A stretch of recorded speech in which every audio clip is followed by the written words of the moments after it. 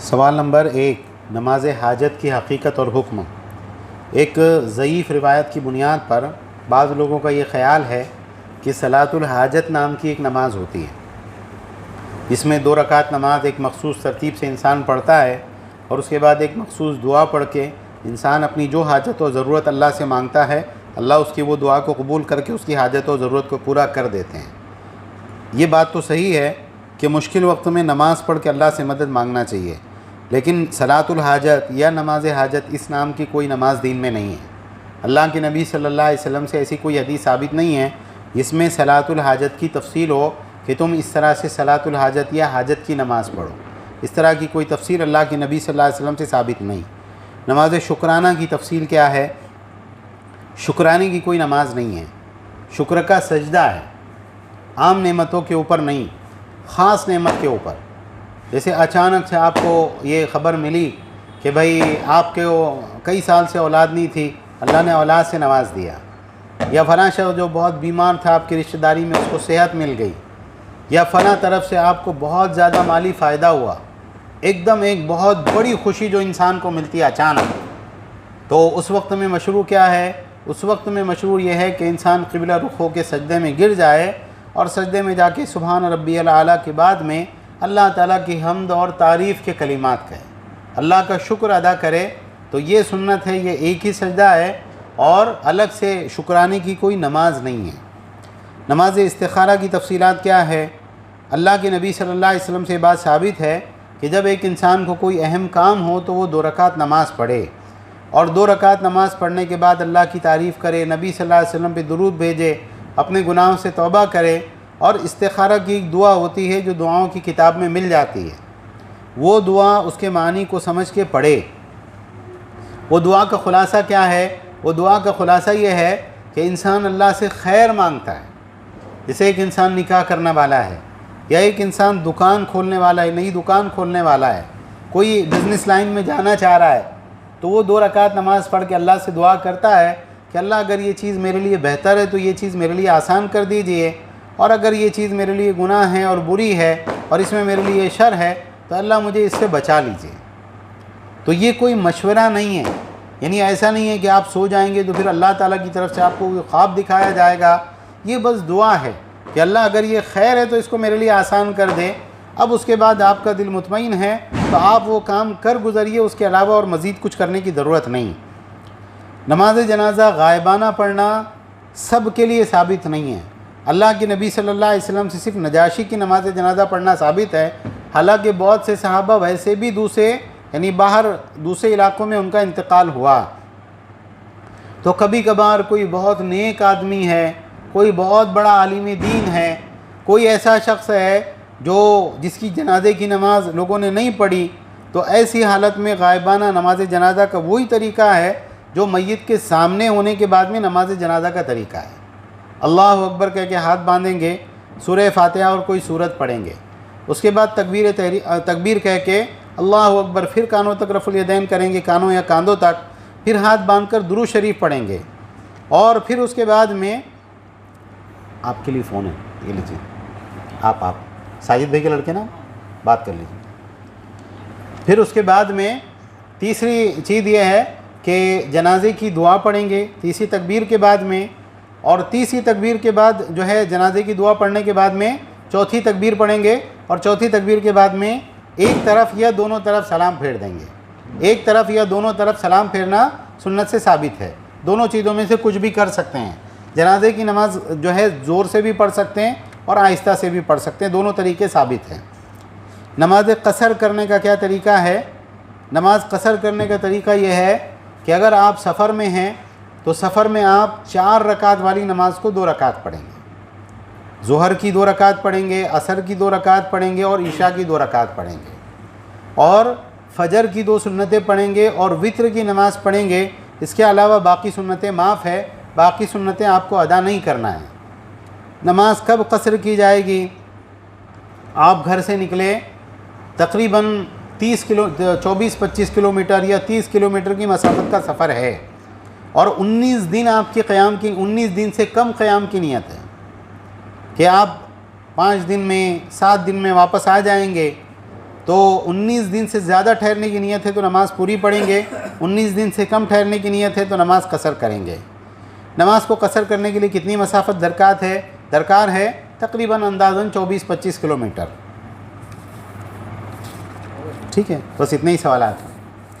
تو یہ جو ہے جو سوالات آئے تھے، ٹھیک ہے، باقی اور کوئی بات تو نہیں ہے؟ سفر کے لیے اگر سمجھو پوری نماز اگر پڑھ لیے تو نہیں پڑھنا چاہیے۔ سفر کے اندر بہتر یہی ہے کہ انسان نماز قصر کرے۔ دیکھیے حضرت عبداللہ ابن عمر رضی اللہ تعالیٰ ایک مرتبہ سفر میں تھے، تو ان کا جو ساتھی تھا، ان کا شاگرد تھا یا ان کا ساتھ میں جو تھا، اس نے دیکھا اور اس نے بہت تعجب کے ساتھ کہا کہ آپ کا معاملہ بڑا عجیب ہے، آپ ظہر میں جاتے 2 رکعت نماز پڑھتے، پھر واپس آ کے بستر میں سو جاتے، پھر عصر میں جاتے خالی 2 رکعت نماز پڑھتے، پھر واپس آ کے آرام سے اپنی بستر پہ بیٹھ جاتے، سو جاتے۔ کتنا اچھا ہوگا اگر ہم پوری نمازیں پڑھیں، اور سنتیں ہیں، نوافل ہیں، تو کتنا اچھا ہوگا۔ انہوں نے کہا میں تجھے بڑا عقل مند آدمی سمجھتا تھا، تو بہت بیوقوف آدمی نکلا۔ اگر مجھے سنتیں ہی پڑھنا ہے تو پھر میں فرض نماز ہی پوری نہیں پڑھ لوں؟ 4 رکعت کی نماز 2 رکعت کیوں پڑھوں میں؟ اگر سنت نوافل ہی پڑھنا ہے تو پھر میں یہ نماز ہی پوری پڑھ لیتا ہوں۔ انہوں نے کہا میں نے اللہ کے نبی صلی اللہ علیہ وسلم کے ساتھ حضرت ابو بکر، حضرت عمر رضی اللہ تعالیٰ کے ساتھ سفر کیا، تو میں نے دیکھا ان تینوں حضرات کو کہ یہ 2 رکعت سے زیادہ سفر میں نہیں پڑھتے تھے، بس 2 رکعت، ظہر کی 2، عصر کی 2، مغرب کی 3، عشاء کی 2۔ تو اللہ کے نبی صلی اللہ علیہ وسلم کی یہ سنت ہے کہ سفر کے اندر انسان سنتوں کو چھوڑ دے۔ سفر میں سنتوں کو چھوڑنا سنت ہے، اور نماز کا قصر کرنا سنت ہے۔ ہاں، اگر انسان مقیم کے پیچھے نماز پڑھ رہا ہے، آپ سفر میں گئے کوئی مسجد میں اور وہاں کا مقامی امام نماز پڑھ رہا تھا، تو پھر وہ پوری 4 رکعت پڑھائے گا اور اس کے پیچھے آپ پوری 4 رکعت پڑھیں گے، اور ساری سنتوں کو چھوڑ دیں گے۔ کون سی سنتیں پڑھیں گے؟ فجر کی 2 رکعت سنت اور 3 رکعت وتر۔ یہ نماز اللہ کے نبی صلی اللہ علیہ وسلم کبھی نہیں چھوڑتے تھے، نہ سفر میں نہ حضر میں، کسی صورت میں آپ ان 2 نمازوں کو نہیں چھوڑتے تھے۔ تو یہ کرنا چاہیے، باقی نماز قصر کی جائے گی، نماز مکمل نہیں پڑھی جائے گی۔ اختلاف ہے کیا؟ اختلاف ہے، بہت بڑا اختلاف ہے علماء کے درمیان میں۔ بعض علماء 75-77 کلومیٹر کا فتویٰ دیتے ہیں، اور یہ بھی علمی اختلاف ہے، ایسا نہیں ہے کہ کسی کے پاس دلیل نہیں ہے۔ بعض علماء کہتے ہیں کہ بھئی سفر وہ ہے جس کو آپ سفر سمجھیں۔ مثال کے طور پر اگر باسط عقلی جانا ہے تو کوئی بھی انسان بہت اہتمام کے ساتھ نہیں جائے گا کہ بھئی اچھا 4 جوڑے رکھو، گرمی سردی کا سامان رکھو، اور فلاں چیزیں رکھو، کیونکہ اپن باسط عقلی جا رہے ہیں۔ انسان کیا بولیں گا؟ میں بھی جاؤں گا اور 2 گھنٹے میں وہاں جا کے کام کر کے وہاں سے واپس آ جاؤں گا، دوپہر میں نکلا تو شام میں آ جاؤں گا، صبح میں گیا تو دوپہر تک واپس آ جاؤں گا۔ تو امام ابن تیمیہ رحمۃ اللہ علیہ بولتے یہ سفر نہیں ہے۔ سفر کون سا ہے؟ جو سفر آپ اہتمام کے ساتھ کرتے کہ بھئی لمبی مدت جانا ہے، بہت دور کا سفر ہے، تو اس کے لیے پوری تیاری کے ساتھ جو آپ جاتے ہیں وہ سفر ہے۔ تو ایک قول یہ ہے، اور ایک قول یہ ہے کہ 75-77 کلومیٹر کی جو مسافت ہے وہ قصر ہے، 83 کلومیٹر کی مسافت جو ہے وہ قصر ہے، اور ایک قول علماء کا یہ ہے کہ 25-26 کلومیٹر کی مسافت سے آگے آپ جا رہے تو قصر ہے۔ اس کی دلیل کیا ہے؟ صحیح مسلم میں حضرت انس رضی اللہ تعالیٰ کی حدیث ہے، انہوں نے کہا کہ ہم اللہ کے نبی صلی اللہ علیہ وسلم کے ساتھ 3 میل یا 3 فرسخ کی مسافت پہ قصر کرتے تھے، تو احتیاطاً 3 فرسخ کو ہم لیتے ہیں جو 9 میل بنتے ہیں، اور 9 میل کو اگر آپ کلومیٹر کے اوپر ڈائیورٹ کرتے ہیں تو اس اعتبار سے وہ 25-26 کلومیٹر بنتے ہیں۔ تو آپ اگر 25 کلومیٹر جا رہے، 26 کلومیٹر جا رہے، تو اس کے بعد میں آپ کو قصر کرنا چاہیے۔ اس سے کم مسافت پہ آپ جا رہے تو پھر آپ کو پوری نماز پڑھنا چاہیے، پھر قصر نہیں کرنا چاہیے۔ شیخ اگر کوئی انسان جو ہے تو مغرب سے پہلے سفر میں نکلے اور عشاء ہونے تک منزل پہ پہنچ جائے، تو اس کی مغرب جو ہے تو قصر کرے گا عشاء کے ساتھ، یا پوری پڑھنا پڑے گا مغرب قصر کرے گا؟ نہیں، اس کو جمع کہتے ہیں، جمع بین الصلاتین۔ تو اگر آپ سفر میں ہیں تو شریعت آپ کو یہ رخصت دیتی ہے کہ آپ 2 نمازیں جمع کر لیں۔ ظہر اور عصر کو کسی ایک نماز کے وقت میں پڑھ سکتے ہیں۔ ایسا بھی ہو سکتا ہے کہ آپ ظہر کی نماز کے وقت میں ظہر عصر دونوں پڑھ لیں اگر آپ سفر میں ہیں، اور ایسا بھی ہو سکتا ہے کہ آپ ظہر کی نماز چھوڑ دیں، عصر کی نماز کے وقت میں جب آپ عصر کی نماز پڑھیں گے تو اس سے پہلے ظہر کی 2 رکعت پڑھ لیں، دیکھو اگر اثر تک مسجد میں پہنچ گیا تو بھی اس سے کوئی فرق نہیں پڑتا۔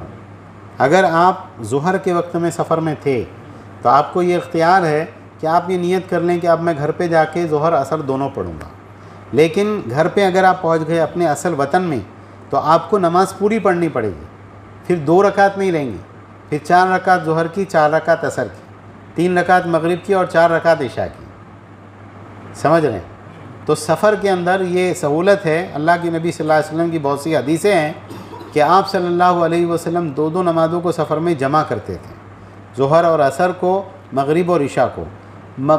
عصر اور مغرب کو جمع نہیں کر سکتے، عشاء اور فجر کو جمع نہیں کر سکتے، یہ 2 نمازوں کی جوڑی ہے، ان 2 نمازوں کو ایک کھٹا سفر کے اندر پڑھ سکتے ہیں اور بہت بڑی سہولت ہے۔ اب ظہر کے وقت میں پڑھ کے فارغ ہو گئے، اب ایک دم اطمینان کے ساتھ آپ سو جائیں، آپ آرام کریں، آپ کھانا کھائیں، آپ کہیں باہر جائیں، کوئی دقت نہیں رہتی۔ تو عام طور سے اہل علم اس بات کی طرف گئے ہیں کہ یہ 2 نمازوں کو جمع کرنا سنت ہے۔